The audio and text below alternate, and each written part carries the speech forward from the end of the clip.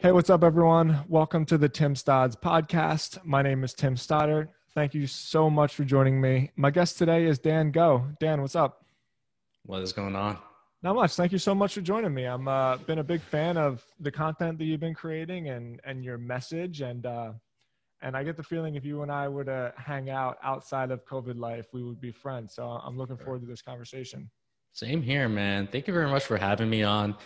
And pretty sure you get everyone telling you this, but I was reading Copy Blogger like way back then. It Cool. was, years ago. So big up, big respect to what you guys do.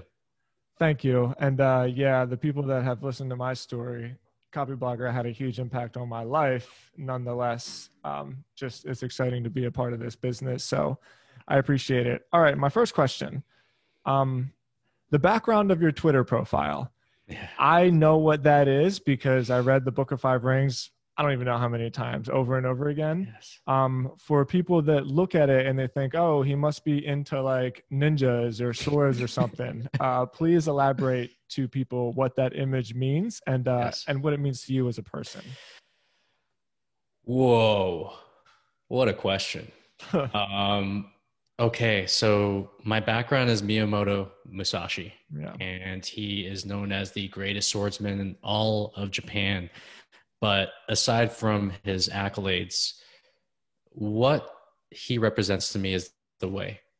And for him, his dedication to his sword was something that I look at in terms of my dedication to fitness. And I am trying to figure out life through fitness and through changing people's bodies and trying to be as good of a coach as I can be.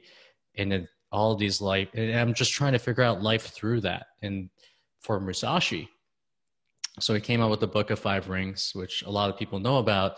And then there was this biopic or the epic Musashi novel from, I forgot, I forgot what his name is. I'm not going to obliterate it right now by trying to figure it out. Doing math. Yeah, but he just strikes me as someone that was so dedicated to his craft that nothing could ever get in his way. And of course, like a girl was actually getting in his way a little bit in that story, but he strikes me as a person that just sought the way through what he did. And whenever I think of Musashi, I think of just trying to be as excellent as I can be, whether that's tweeting, whether that's coaching my clients, whether that's being a dad. And he represents excellence to me. I think he represents that for a lot of people. And one of the cool things about Musashi is he was a philosopher in a lot of the same ways that he was a swordsman. And I don't want to give it away. If you never read the book, it can be kind of a dry read. It's almost similar to like the War of Art in that the translation of it is very like, there's just not a whole lot of, like, what's the word? It paints a very straightforward picture. But when you take the applications of, so, you know, he has this idea of having a long sword in one hand and a short sword in the other hand, and how life is all about offense. And there's no point in having a shield because if you're living in defensive, you're missing the point. And a lot of those philosophies have had a really huge impact on my life and the way that I approach things and the way that I approach excellence and the philosophy is like of like simplicity that he brought forward in a lot of it. Are there any particular ideas, or is it just the manifestation of like what he represented that impacts you so much? One thing that I loved about Musashi was the fact that he had no style. Yeah, so And cool. everyone that fought him and everyone that saw him fight, he looked like this country bumpkin, Mm-hmm. in these duels. Like, what is this guy doing? And he didn't go through the traditional school of thought. So he didn't go through Kempo. He didn't go through the other schools. He didn't have a teacher. So he literally created his own style based on what he thought was practical to him, pragmatic. And he kind of reminds me of Elon Musk in a sense, in that way, where he operates from a basis of first principles, and he creates his own style as a result of what these principles mean to him. So yeah, one of the things I admired about him was the fact that he was as much of an individual to trust in himself to actually be able to create his own style and to regularly test his style against people who could have decapitated him, who could have killed him. And he was willing to do that because he was just so dedicated to the way. So that's something that I admire about him. And I try to bring that out in what I'm doing. And I think the only way that you can do that is to try to be as, I guess you say the buzzword right now is like authentic, but to try to be as true to yourself as humanly possible. And that's what Musashi was. Yeah, and it's such an easy thing to talk about, but it's such a difficult thing to do because when the consequences are as drastic as it was for him as a swordsman, actually just having the faith to say like, no, I'm pretty sure the way I'm doing this is the way, right? I know that sounds esoteric, but read the book and you'll know. And so how it applies to us with business or life or even the content that we create, it's so easy to see what other people do, to see success that other people do, to think like, oh, that's a little gimmick over there, and let me try to ride that wave. Where I think you have been a really good example of that, where your ideas are uniquely your own. The buzzword is authentic. I don't necessarily like that word because to me, authentic kind of feels like, I like Seth Godin's view on it, whereas like if I'm being authentic, I'm going to tell you that I'm not feeling good today, where like really what you want is a promise. Like I'm making a promise to you to show up. So I struggle with that word a little bit. But nonetheless, where I'm going is like your commitment to have your own voice and put that forward is very, very difficult. And I admire that. Thank you. Thank you. I appreciate the compliment. And I'll say that I am an amalgamation of everything that I've read and learned. And to bring it back to Musashi, like, you know, he was very much the philosopher, but then he spent pretty much every waking moment being a sculptor, painting, reading books. He was voracious when it came to just learning how to be an artist outside of himself and consuming as much of these books so he can create his own philosophy out of it. And that's kind of the way I see life. It's just I see life as in the ability to read something, to consume something, and then to literally take the parts that you love and to make that as part of your own philosophy. But not to necessarily be a zealot and be like, all right, the Book of Five Rings is the only ring that matters in the whole universe or whatever it is, you know? So for me, I always feel like I'm molding myself like a pizza sometimes, like I'm adding pepperoni and all this kind of stuff. And everything that pops out is me as a collection of everything that I've read, that I've jived with, and that I'm willing to put my voice behind. The trick to that, at least for me, because I struggle with this just as much as anybody, is some days I feel like I got it. Like I understand myself. I understand what I'm trying to produce to the world. And then I'll read something, I'll see a new viewpoint. And it's a constant battle of like, if I'm incorporating that into my life, am I, it's a harsh word to say it, but like betraying the me that I was like 5 minutes ago, where I felt so self-assured that like, this is my direction? Or am I just being open-minded to new ideas, new concepts, and trying to figure that out? So again, and I'm so cool that I was so happy when I saw that background, because the ideas that Musashi bring apply into so much of life, but it still flows with that, where like your identity is never static, right? It's always molding, and the ability to like be humble and be also like a little bit confident enough to just be the you that you are right now is a lot of, again, what I think is cool about the content you're creating. Thank you. Thank you very much. And I'm trying to take compliments and be like, thank you, and do all this kind of stuff. Because usually I'll be brushing it off. But when it comes to excellence alone, it's understanding that we are just ignorant in general. We could call ourselves stupid if we wanted to, right?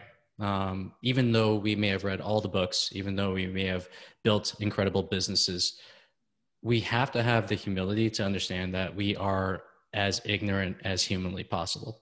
We are still ignorant. And I try to walk around with that, not necessarily mentality like, Dan, you're so ignorant. I'm not trying to walk around like that, but I'm trying to walk around with as much of an open mind as possible. And you're right.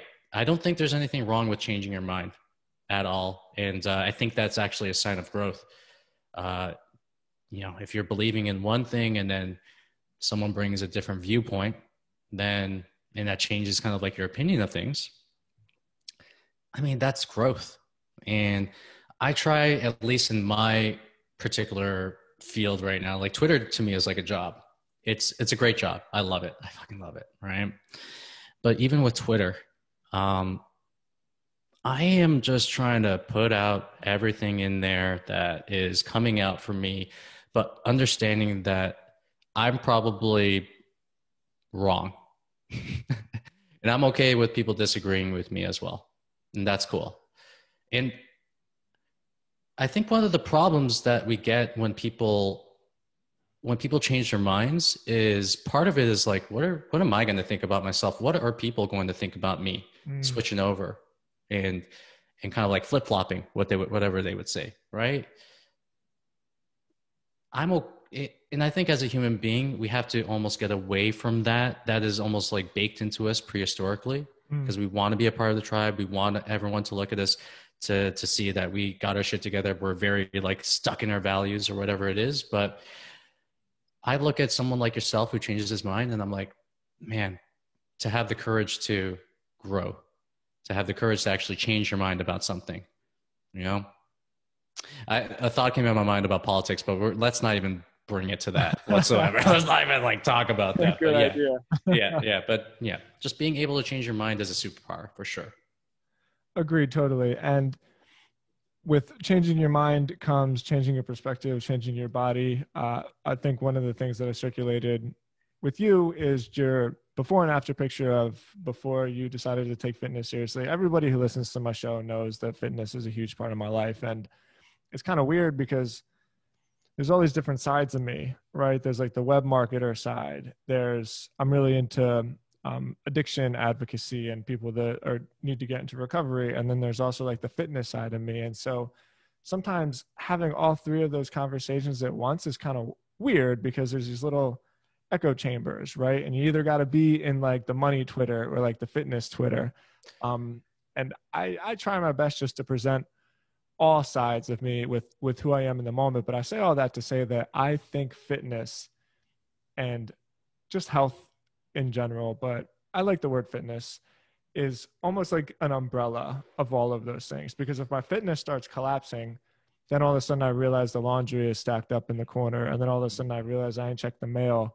And then all of a sudden I realize that fucking, I don't know, like my email inbox is like 200 emails in it. And for some reason, my fitness is like my meditation. It's the thing that centers all the rest of them. And I feel like that's also the case with you, but please just elaborate on your journey and how you got there. So fitness to me is like the sword to Musashi. Nice. It is what has changed my life. It is the way in which I see this world. And I wouldn't have known that if I was always fit. I used to be a very unfit guy. So I know exactly what that feels like. I know what it feels like to be low energy. I know what it feels like to be fat. I know what it feels like to be unconfident, out of shape. And I know the other side as well. And I know the fact that when you take care of your health, that is literally the one thing you actually have full control over in this world, right? I can't control necessarily how much money I make. I can't control my investments. I can't control how much I can to a certain extent, but I can't, control how much people love me. But what I can control is my health and the behaviors I have around my health. And then when I started to control my health and started to take control of it, it made me realize I had so much more power inside of this world when I just focus on what I can control. And then when I did that and when I transformed my body, I realized that, oh my God, I'm a lot more confident than I was before. I am taking more immediate action than I was before. I am making moves. I'm making money. I'm dating women, all this kind of stuff. This is way back then. Mind you, I'm married now. I'm married. So I look at health as the number one meta habit that anyone can bring into their life. And they say health, we can say that's fitness as well. Just a simple act of exercising. I really don't understand why people don't do this, because would you like your brain to be better? Would you like your body to start working normally? Spend maybe like 3 hours a week inside the gym doing the right things. That can change your life. So I look at fitness as kind of like an amalgamation of controlling what you can control. And then that's what ultimately gives you personal power to try to influence the things that you can't. I love how you talk about personal power, because the thing that I appreciate most about people that are fit is that it's one of the few things, it's almost like a cruel joke of the universe, right? That the only way to possibly be fit is to be fit.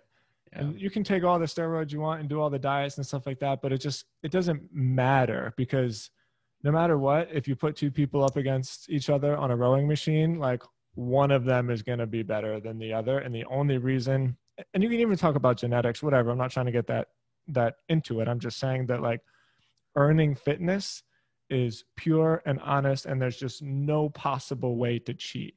And I respect that so much about it, because it's like, it just forces you to look directly into yourself, and there's no way to fool yourself. You either could like run the 3 miles and not throw up, or throw up, right? It's just pure. Yeah. And the thing is, no one can buy that from you. Yeah. And you can't buy that for yourself. You can't. And when it comes to life, me being 40 now, I don't necessarily think this is old, but you could say it's like a little bit aged. When I'm in 40 right now, you can make as much money as you want and do all this kind of stuff. None of this shit compares to the stuff that money can't buy.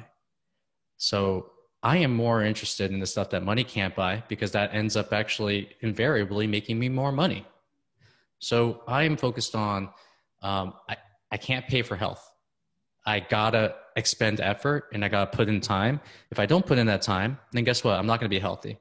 And it is black and white. It is as black and white as it gets right there. If you don't put in the effort, then you're not going to get back the results. I am interested in a family full of love and the time and the attention that it takes to build that up. And then when I have this kind of like thought that people are in almost like mutually exclusive agreements with each other, right?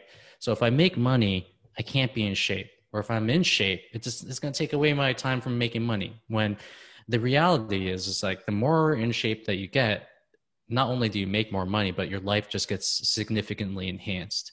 And it's not something that happens overnight. It's something that actually happens gradually over the course of time. So we don't wake up and we're automatically healthy and feeling like high energy and like we're ready to tackle the world. That takes time to get.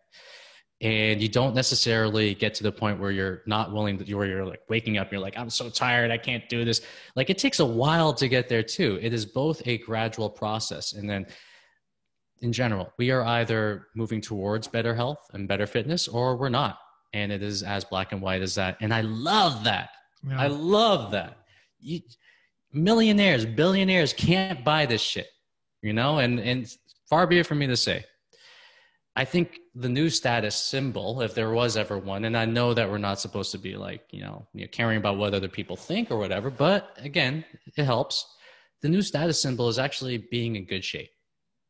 And that says more about you than any car, any house, any business could ever say. That's really interesting. And I think you're probably right. One of the first things that I find myself looking at when I meet new people is that. And for some reason, if they're in shape, you just instantly think to yourself, oh, this person, he or she like must have it together in some way or the other. Yeah. Halo effect. The halo effect is real. Yeah. And I have this thing with my clients, and, I work with type A individuals, guys who are just like hard pressing. So they love this when I say it to them. And I say, you want to develop a body, number one, that's avoidant of all preventable diseases. That's number one. Let's get the most important part first. But then afterwards, you do a little bit more work. Then you walk into a room and you actually communicate everything before even opening your mouth. And then that is what we're trying to create. And I hate to say it, but everyone judges the book by its cover. And once you see a very fit person who's muscular in all the right ways, they will look at you very differently than if you walked in with a beer gut and looking like you have aged 10 years past your age. There is a very different way in which people will treat you, trust you, and interact with you. And I hate to say it, but it's just the way it is, right? It's just human nature. So yeah, let's talk about this, man, because I struggle with this. I shouldn't say struggle. It's difficult to find the balance of people should appreciate who they are, accept who they are, love themselves no matter what. Because again, like genetics and stuff play a role in just physique or whatever. But so do decisions. And so I mentioned that I'm involved in like addiction advocacy, right? And I make sure it's very important that when you see somebody that is struggling with some kind of substance abuse, you don't judge them as a bad person. You just understand that they got caught up. Maybe they're sick. Maybe they're, who knows, multitude of reasons. And I think the same thing goes with fitness, right? If you see somebody that's struggling with maybe obesity, or you see somebody that's drinking like 1.5 liters of soda a day, even though, you know, they got type 2 diabetes, it's difficult to find that balance, to be honest with them and say like, hey, these things are in your control, while at the same time not pinning them like they're a bad person. And it's also difficult to say out loud that, you know, I'm not quote fat shaming anybody. I feel really strongly that the consequences of an unhealthy obese population are much bigger than that particular person not feeling good about themselves. Like, it's crippling the economy. It, like, as a whole, just makes our society kind of lethargic and dare I say entitled in a way. So again, I'm not trying to go that deep into it. I'm just pointing out that statement of your physique and your confidence and, you know, the health of your skin with your hydration levels and stuff. It's bigger than just you walking into a room and feeling confident, right? Yeah. It's something that people can sense before, even if you didn't show them the body and you just talk to them over the phone, you'd be like, okay, well, this guy sounds like he's got his shit together. And you see him in person, you're like, okay, I get it, right? It just changes you from how you speak to how you hold yourself up to how you present yourself to the world to even like how you smile at someone. And you said something that's like, you know, I don't want to fat shame people and I don't want to do this kind of stuff and whatever. I actually had this like huge Twitter not controversy, but I was like, you know, fat shaming actually does have a place in society. And I'll give you some examples too. But the thing is that when I tweet, I'm trying to change people's lives when I tweet and trying to kind of like portray or actually just influence them in some sort of way. I am not above telling people exactly how it is. And I think people actually, they crave it. And the weak people, or not weak people, I hate to use these terms, but the people who are not ready for it, they're going to fight against it. So when I say something like, would you be happy if your kids had the same habits, eating habits that you had right now? And to some people, they'd be like, how dare you? You know, like, how could you say that? Well, it needs to be said. And I don't want to be the positive guy forever, and I'm not the positive guy forever. I actually think people need to get hit with a dose of reality. And if people keep on saying that it's okay to be obese and it's okay to be unhealthy and it's okay to head for an early grave or for a life full of medication or for your children to possibly be obese as well, someone needs to fucking say something. And I think you should say whatever comes to mind that you feel is going to change people. And some people are actually going to react really well to that shaming. I'll tell you right now, there's so many people that have actually applied. I've been coaching with them. One of the things that they say to me is like, you know what, when you posted that thing about being an example to your kids and not being a shining example, that hit me. And that made me feel a lot of shame. But that also made me realize how far I have come and how far I've let myself go. And that's the reason why I ask them all the time, why are you on this call with me? And they're like, that is the reason why I'm on this call, because you sent out this tweet. It made me feel very bad about myself or whatever, but it caused me to actually do something about it and change. I think positivity, to be honest, it's cool, but it doesn't work as well as kind of diving into, I guess you could say, like deeper, I guess you could say negative shaming. I don't know. I don't really want to even call it shaming. I just want to call it having an opinion and saying it exactly like you should say it. Yeah, because the purpose isn't to hurt somebody. Yeah. It's just, well, okay, so um how do you address people that maybe just have a compulsion, have an eating disorder, have an addiction, dare I say, like, because there's a difference, right? There's a difference between bad behavior and something that has just like spiraled out of control. Yeah. They're two different conversations that kind of are saying the same thing, right? Like, how else do you say you need to lose weight other than saying you need to lose weight, while at this person adjusting the fact that there might be some involuntary behavioral mechanisms at play, or maybe this person just doesn't care and let themselves go. How do you do that? It's never like that. It's never like they don't care, because they do care. They care even more than anyone else could ever imagine. And they are in this hole, right? This hole where they're just like, I don't know any way out of this other than keep on doing what I'm doing right now. And it's very funny because I am not a psychologist whatsoever, and I will not pretend to play one on the internet. But what I do with my clients is we have to look at overeating and we have to look at disordered eating. And for me, I only work with people who have disordered eating on the scale of trying to make themselves fat. I don't deal with disordered eating and the other aspect of things. I have no experience with that. But I sit them down on the call and I literally go through, okay, so you're dealing with nighttime eating issues right now. So why do you feel like you need to eat? And they'll tell me, well, I just get home and I just have like this, whatever. I was like, okay, cool. So why do you feel like you get home and you have to do that? Okay. Then they answer. I keep on peeling back the layers until they tell me what is not bullshit. And usually when I peel back these layers, a lot of it has to do, and I hate to bunch them all up. A lot of it has to do with kind of like how they coped with things as kids. Yeah. Right. And usually when people are eating, I remember I was working with this one client and I kept on asking him these questions. When people are doing this, they're very, especially like type A individuals, they are very kind of like, I guess you say, resistant to it. But we kept on digging. And then we found that he overeats at night or even throughout his life because he was abused as a kid. And he was abused by his mother-in-law. And then he used food as a way to cope with those feelings, to feel like he was being loved. You know, we actually got deep as that was.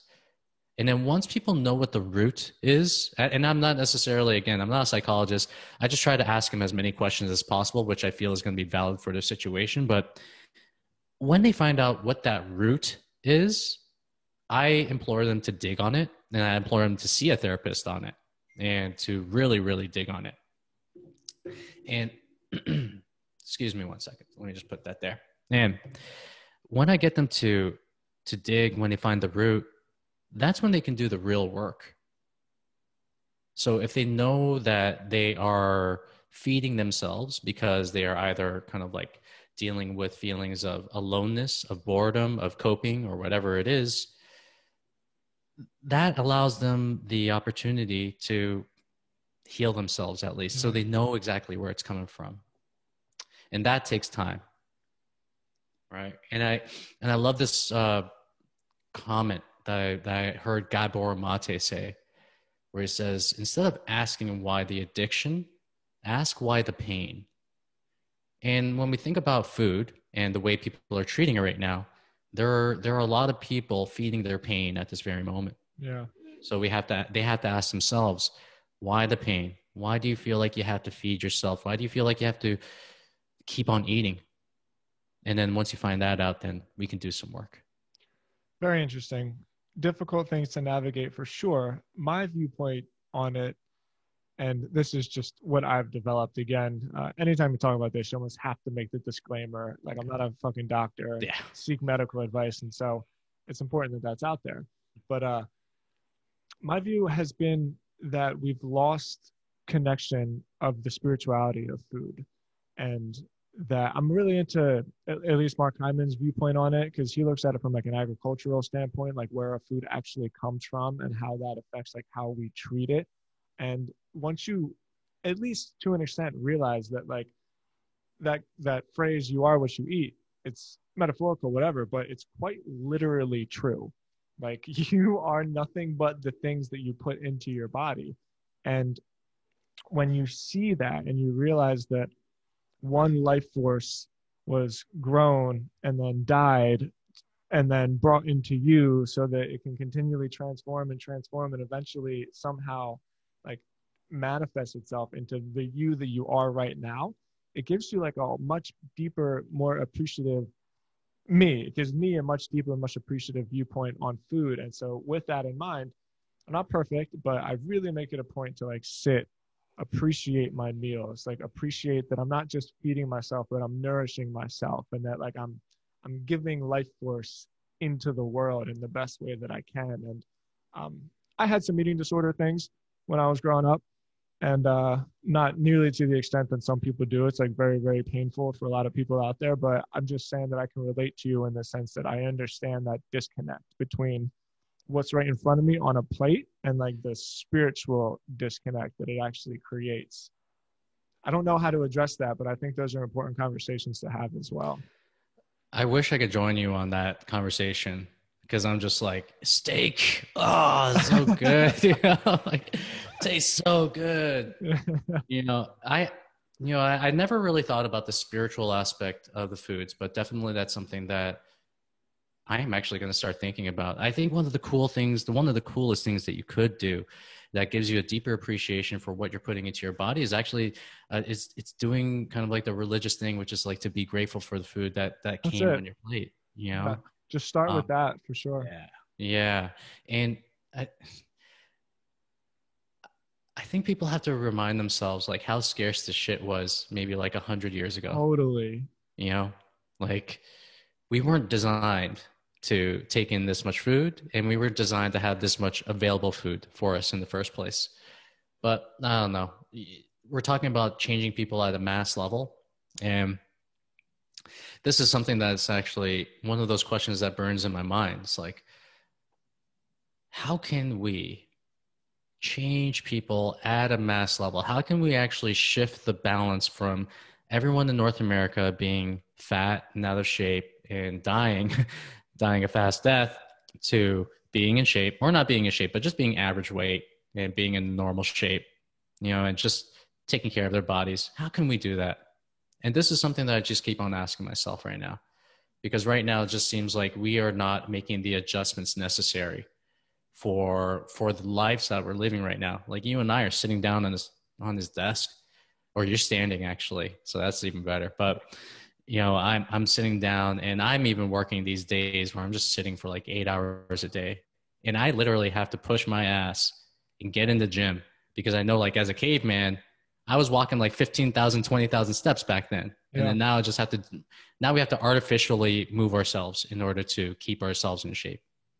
And I don't think a lot of people know that right now. They're kind of just, I'm going to say it's an uphill battle for everybody right now. And not because of their own inner issues. Yes, that is a case, but it's just the way the world is right now. You can't walk out of your house without seeing a food advertisement. You can't really go to places. Everything of our lives is actually centered around the sharing of food. Yeah. Right. Rewarding is food. Sadness is food. So we're basically tying everything to food at this point. So we're not making it easy on ourselves whatsoever. Yeah. Very cool, man. Thank you for going there with me. I didn't expect this to be necessarily like that kind of a podcast, because I'm so interested in the actual work that you're doing. And so we got a couple minutes left, and let's go on that. But before we continue on, like seriously, thank you for being willing to have those conversations, because it's difficult to put yourself out there in a way that like exposes your ideas and your thoughts to the world. And so that takes courage. I appreciate it. Thank you, man. I never really thought about that like that. Now I have to be like a little bit fearful about putting out my thoughts and shit. But anyways, I don't know. Yeah, man. Thank you very much for that compliment. I appreciate that. Yeah, you're welcome. Yeah. Okay, so your business, you mentioned a couple times that a lot of the clients that you're getting are from Twitter. I'm like new to this Twitter world. I'm in a lot of ways like very anti social media, but I enjoy Twitter a lot. I've made like a lot of friends on Twitter. I've made friends all over the world on Twitter, and it's just been a recurring theme in my show. And so, okay, just how did you get started? Like, why start from 0 followers and then one day decide, you know what, I have something I want to say, and this is where I'm going to say it? Okay, so I'll tell you right now, like way back then, maybe like 7-8 years ago, I started a Twitter account and I made the most cardinal sin that anyone can make, which is actually buying your followers. Nice. And then after I bought my followers, I was like, well, fuck this account. Because like, no, I'm putting out a tweet and then like one person out of 7,000 people is liking it. So afterwards I scrapped that account and then I just focused fully on my gym. And then I sold my gym in 2018, December 2018. And I was helping I'm helping right now high achieving entrepreneurs. And the Twitter account came very weird, man. It was because COVID hit. And when COVID hit, there was so much uncertainty in the world. There was so much uncertainty with like how exactly people would actually afford me. You know, I was just like, oh shit.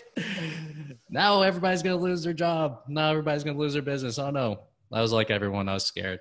So I had a lot of time on my hands. And then Ed Lattimore tweeted this thing on Twitter. He's like, hey, I'm doing mentorship.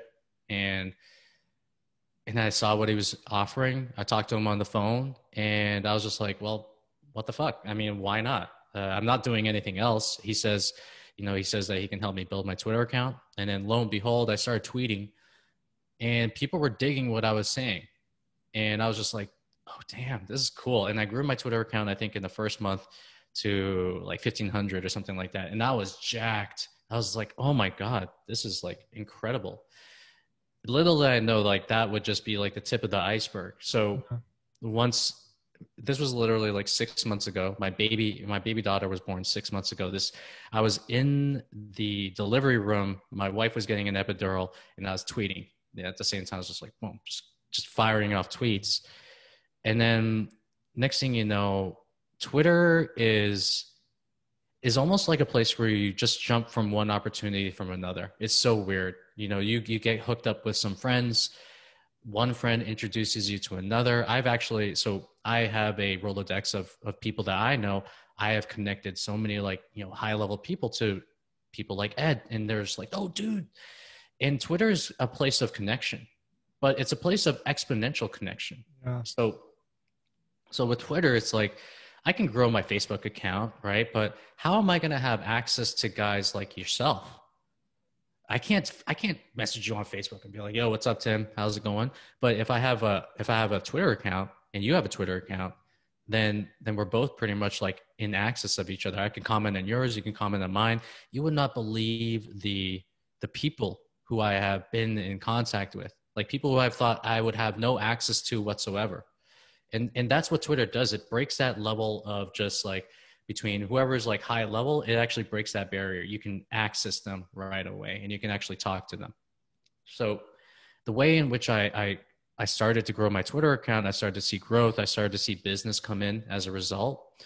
So I was just like, well, you know what, if this is actually bringing me this abundance and it's bringing me this good fortune and whatever, I just got to put my head down and just keep on working. So like by the time I hit 5K, I was just like, okay, cool. 5K, put your head down, keep working. Okay, cool. 10K, put your head down, keep working. Like, I think what happens with me sometimes is that when I see success, it kind of like, there's this tendency for me to be like, all right, let's take this foot off the pedal. Let's rest a little bit. Right. But with Twitter, I was just like, no, this is momentum. Boom, keep it down. And lo and behold, I started to learn kind of like the tricks in the trade, but also I started to get mentorship. I've got mentorship with like Ed. I got mentorship with Zuby, and those guys just pretty much accelerated my progress on Twitter to a large extent. And yeah, here I am. Here we are, 37,500 followers, still growing right now. And now people are digging my ideas. And I've always had these ideas in my brain, and I always thought they were harebrained and cockeyed and all this kind of stuff. You know, everyone thinks that about their ideas, but now I'm putting it out there and people are understanding. People get it. So now I'm just like, okay, well, what I'm doing with Twitter is how Musashi would just follow the way. He would just basically do whatever he feels is the next thing that would actually bring him to a higher level of oneness with the universe. And that is only through the work. That is only through the challenge. So with Twitter right now, I've grown it to a good amount, and I'm not going to stop. I'm going to keep on searching for ways to grow it. And I see Twitter as the critical driver and the first avenue to actually building out this amazing business that we're currently building out right now. Yeah. And let's wrap up on this because you've been very gracious with your time, and thank you. I'm having trouble seeing when you say amazing business, it's obvious that you're doing coaching, you're probably doing virtual coaching. From the content that you put out, at least your message is that there's bigger things happening. Think bigger, right? Is your plan just to stay like a one-on-one private virtual coach, or what do you see as like an end game here? The end game for me is, see, I kind of like fight with myself. I'm like, should I tell Tim in public or private? You ain't just telling me, brother. Yeah, I'll tell you what the end game for me in private is. The big, hairy, audacious goal. For me, the whole thing with Twitter is actually pushing forth the message and pushing forth the feeling of like positivity. You know, like actually when I first got into Twitter, I was just like, I'm going to just be as much of a positive force as possible, but tell people exactly how it is, right? And that's pretty much driven me to this day. I just want to make people's lives better. And one of the things that Eddie, he'll kill me if I call him Eddie, but one thing that Ed and Zuby taught me is to never box yourself in. So for you, it's like to never be just like the copy blogger guy. For me, to never be just the entrepreneur or the health coach for entrepreneurs. It's to actually cast as wide of a net as humanly possible with your content. And that means to be a human being. That means to just like talk about the things that make you human. And for me, self-growth, self-improvement, and just like trying to seek that next level, these are things in which I'm constantly trying to do. So I'm just going to share that with everybody that I'm doing it with on Twitter. And then sometimes, I don't know, Twitter to me is like a journal. It's like my diary, the diary of Alicia Keys or whatever it is, you know. I will post things on there that I would not share with real people sometimes, which is so weird. I actually think sometimes I'm more real on Twitter than I am in real life, which sounds weird, right? And we're actually in real life, if you meet someone new, you're putting on a mask and you're like, okay, well, you know, I'm not going to tell this guy to get your shit together, bro, you know? But with Twitter, I can say, pretty much within the confines of what I can say whatever the fuck I want. So that allows me to be able to disperse my level or my tips or my advice in a way that's so authentically me. So you'll see, like, I'll say fuck a lot, you know? I'll swear. I mean, that's what I do. I'm trying to fix it right now. I have a daughter. I'm trying to fix it, but still, I'm swearing. And yeah, like Twitter to me is like, I am able to go in there and then say exactly what I feel at that very moment of time. Yeah. It reminds me of this like one tweet that I put out. It was like my most viral tweet ever. And it was actually a real thought. It was a real question. I was like, you know, instead of face masks, what if we made working out mandatory? Right. Or like immune systems. Yeah. Yeah. So, and then once I put that out, that's just an example of where I'm just like, oh, well, I'm really wondering this, you know, let's put it out there. Let's see what happens. and then that's what Twitter is. It's actually such a creative outlet for me, and I love it. I hate to say it, but I do consider myself to be somewhat of an artist, and I think everyone should, right? We Yeah, I are do too. both, yeah, like we're both the brush and the actual canvas itself. And whenever I go into Twitter, I feel like I'm creating art, to be honest, you know, my own kind of art Hmm. in 280 characters. Amazing. So when can we start to see the layers get peeled back on this big, hairy, audacious goal? So the very first one is going to be, so I'm going to be launching a video course to my audience on Twitter. This one is basically going to be my complete blueprint, things that I do with my clients that get them into the best shape possible.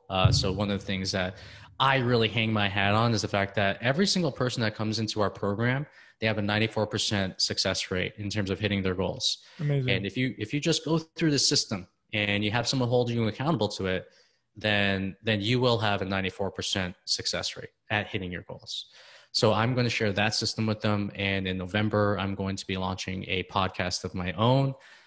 I am still figuring out what that name is going to be. I think it's going to be the Dango Show, but we'll see what happens. Just make it your name, brother. Don't torture yourself. It's thank you. Thank you. Oh, thank you very much for saying that. You're so welcome. Yeah. And then in January 2021, that is where, so right now I'm working kind of like in a consulting type of feel now, but that is where we're going to do expansion. So we're going to be both scaling the coaching business, but we're also going to be sending out courses, like basically trying to help people who can't afford me, who can't afford to work with me. I'm going to be coming out with courses so people can actually join those, get in shape. And then that's going to be like the first few layers of the onion. And then, and we got so much more to go. I plan on working on this whole brand or me or whatever it is for the rest of my life. So we'll see exactly where that ends up. Sounds great. I will be anxiously awaiting. I'm looking forward to that. Appreciate it. I'm looking forward to see what new ideas and growth you come up with in 2021. You're going to do great, man. There's just really, really like big things on the horizon for you and your message. And so I'm grateful to have this conversation. Dan, okay. So we got at Fit Founder, right? At Fit Founder on Twitter, my website or business website, if anyone wants to apply for coaching, if you're an entrepreneur, it's highperformancefounder.com. Amazing. We will link all of those up in the show notes of the podcast and on timstodds.com/podcast. Dan, you were great to talk to you. Thank you so much for your time. I really look forward to doing this again in the future. Same here. And this has been one of like the coolest conversations I've been a part of. Cool, man. Really appreciate that. We'll talk soon. Yeah. See ya.